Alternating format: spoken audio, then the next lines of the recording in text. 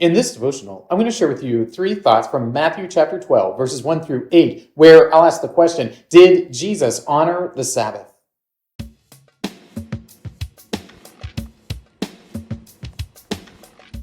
Matthew chapter 12, verses 1 through 8 says, "At that time, Jesus went through the cornfields on the Sabbath. His disciples were hungry, and they began to pluck ears of corn and to eat. But when the Pharisees saw it, they said to him, 'Look, your disciples are doing what is not lawful to do on the Sabbath.'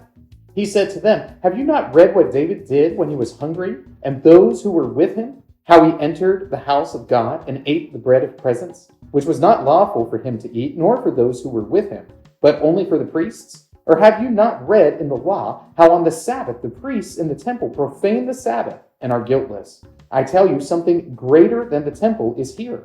And if you had known what this means, I desire mercy and not sacrifice, you would not have condemned the guiltless.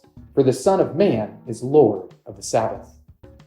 One of the problems that Jesus faces throughout his ministry is one of credibility amongst the religious elite. And the religious elite look at Jesus and they think to themselves, he has not gone through the same credentialing process that we have gone through. And because of that, they really have issue with Jesus, and they are looking for anything that they can find to undermine him and his ministry. And what we see here in Matthew chapter 12, verses 1 through 8, is an attempt to undermine Jesus' ministry by this question over what is lawful on the Sabbath. So here are 3 thoughts from Matthew 12, 1 through 8, where I'll ask the question, did Jesus honor the Sabbath?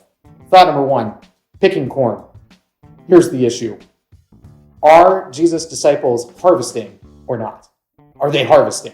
Now, normally when somebody sees harvesting, what are they thinking of? They're thinking of gathering up all of the vegetables that are ready, gathering up all of that corn that is ready to be harvested, gathering up all of that wheat that's ready. And this is the general understanding of harvesting. But what are the disciples doing? They're walking through the field and they grab an ear of corn and they eat as they go, which was a pretty common practice in the day. You were supposed to allow people just to take a little bit off the top as they're walking along, and it wasn't supposed to be a big deal. But because this is taking place on the Sabbath, and because it's Jesus' disciples, all of a sudden the Pharisees take issue with it. They take issue with it because they see, hey, this is an opportunity for us to undermine Jesus and limit the number of people who are paying attention to what he's doing. Thought number 2, lawful. Was what they're doing lawful? Was it okay for the disciples to grab an ear of corn and eat it as they were passing through the field? Well, traditionally, yes, this is something that folks were supposed to let you do. This was one of the ways that the people of Israel were supposed to take care of the poor. You don't harvest everything in the field. You allow people to go through and take a little bit off the top to sustain them through the day. You keep the edges unharvested so that the poor can go and gather up what's left there. This is the general gist of how the people of Israel were supposed to care for the poor while also placing upon them the necessity of working. So the disciples are doing something that's lawful, but the question is whether or not it's lawful to do on the Sabbath. And here's where it gets into the little idiosyncrasies of things and how legalistic are you going to be, which is why Jesus says, if you understood that the Lord desires mercy and not sacrifice, then this wouldn't be a big deal. He's pointing out that these men are hungry and they're able to eat if they just grab it. And this isn't a violation of any law or any rule that any of the people would reasonably see as a violation.